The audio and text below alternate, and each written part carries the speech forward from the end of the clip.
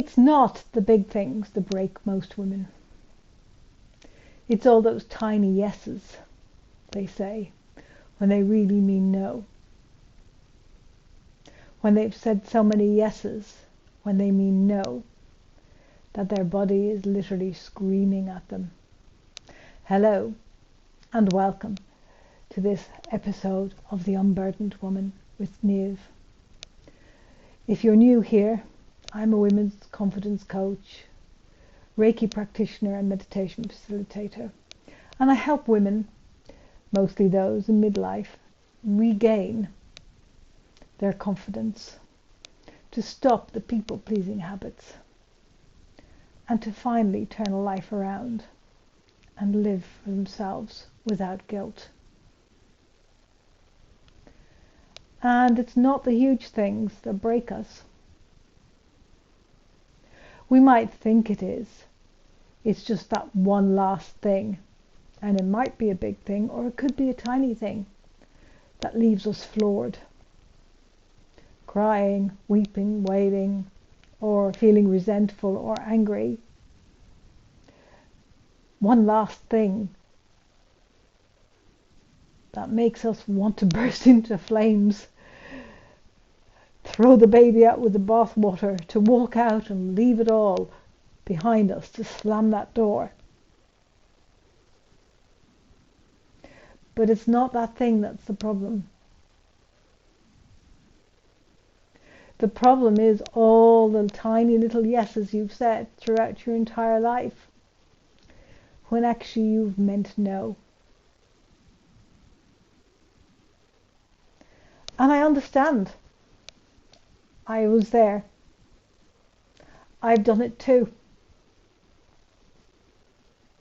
Yes to the things I didn't want to do. Yes to things I didn't know how to do.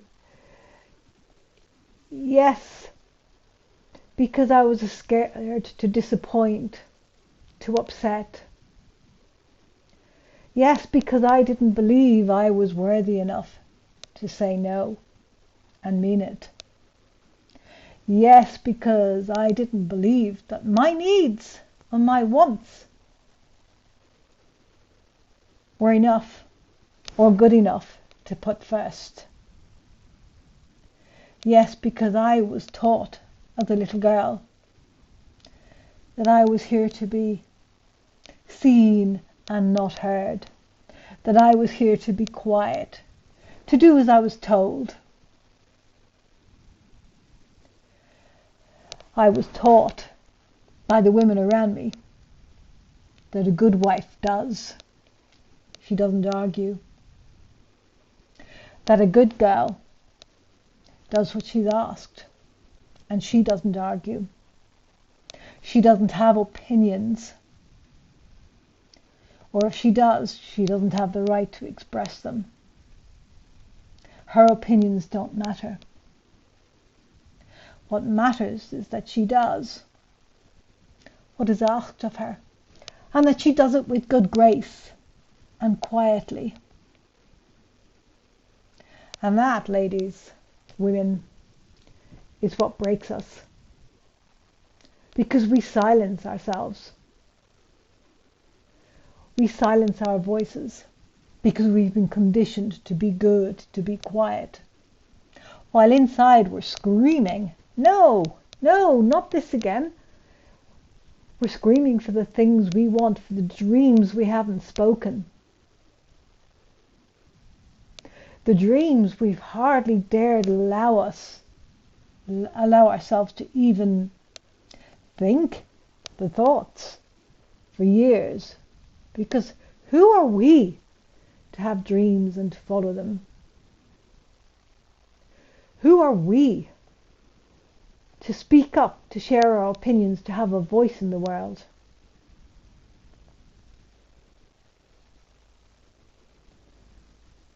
You are just as entitled to your voice, to your dreams, to your opinions as anyone else in this world. And if you feel lost or broken right now, it's because of your conditioning, because of how you were brought up, and how You have played into that conditioning because it's easier, it feels safer.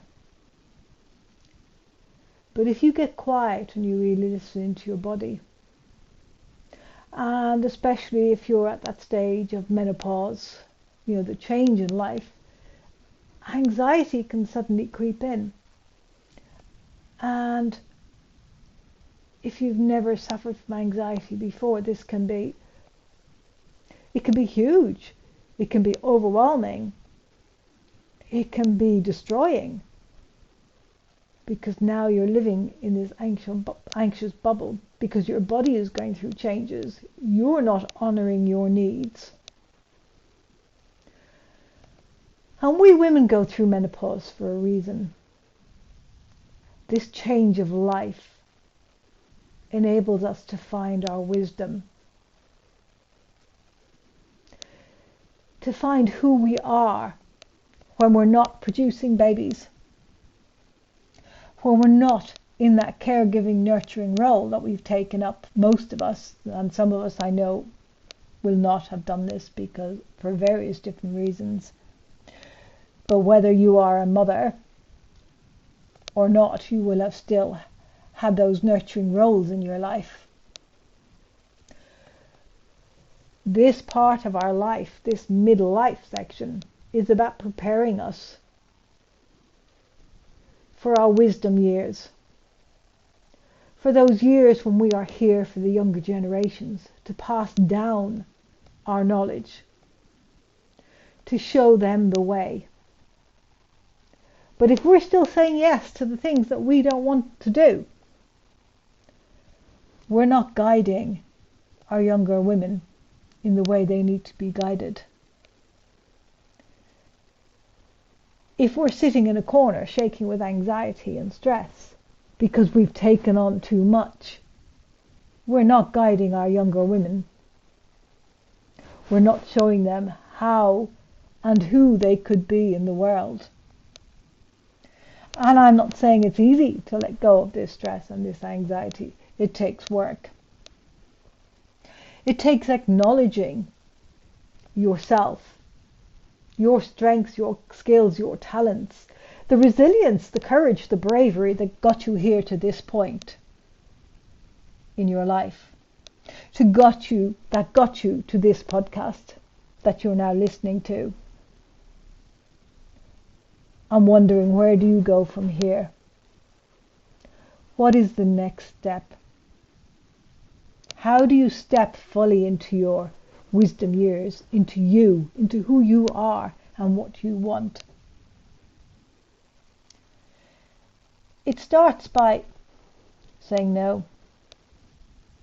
And it doesn't have to be a huge no. One simple no to something that you really don't want to do. Something that maybe people have taken for granted from you for years. Just say no.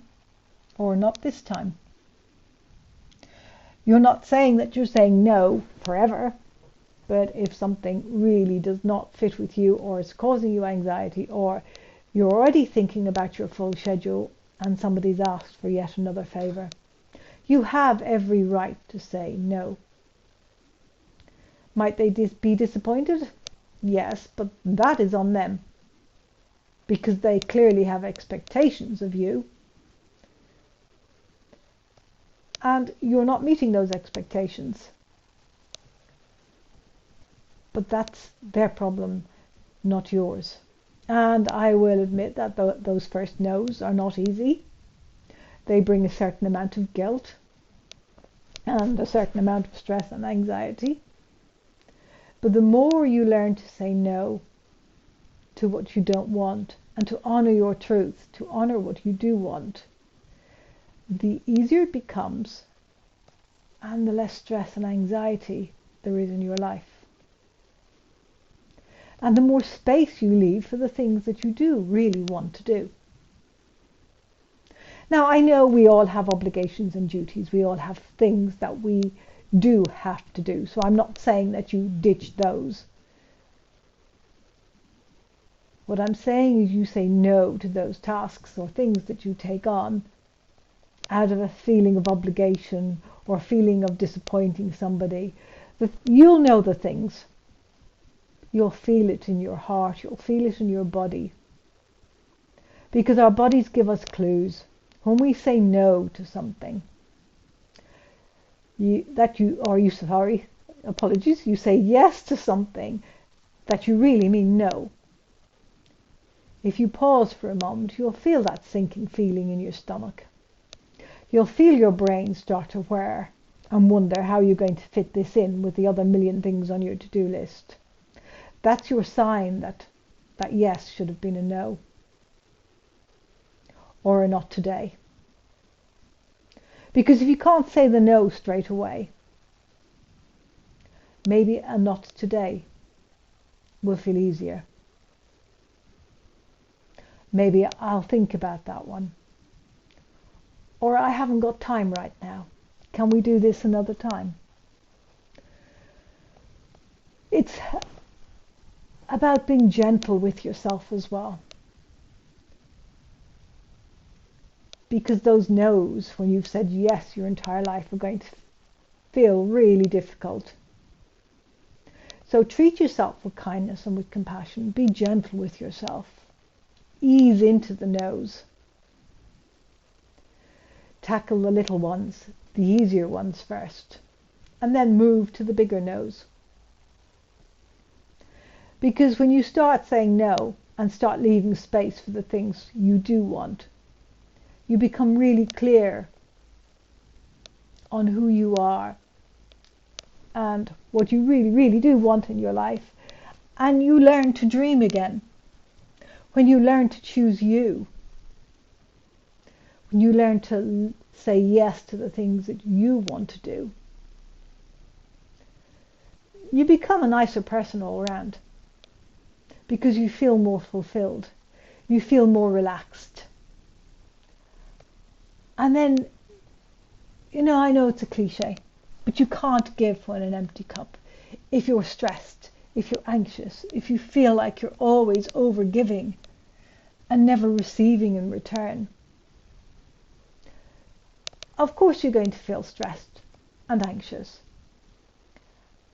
and not wanting to give, but yet you keep saying yes because you've been conditioned to say yes. We can lose that conditioning. When we believe we're worthy of saying no, of having our own choices, our own dreams, our own lives, then those no's become easier. And the people around us, while they may be disappointed initially,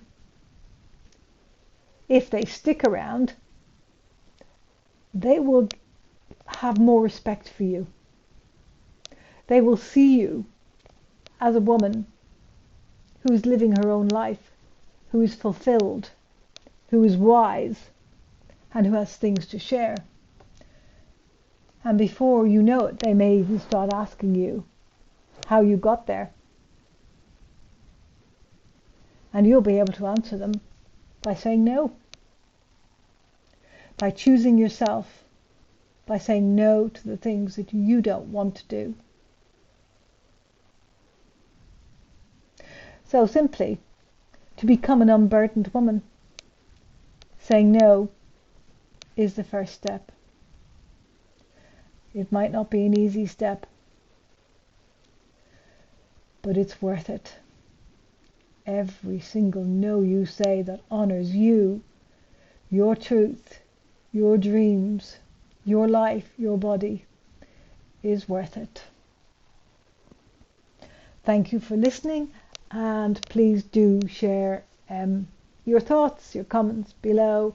I love hearing from you, and I will see you on the next episode.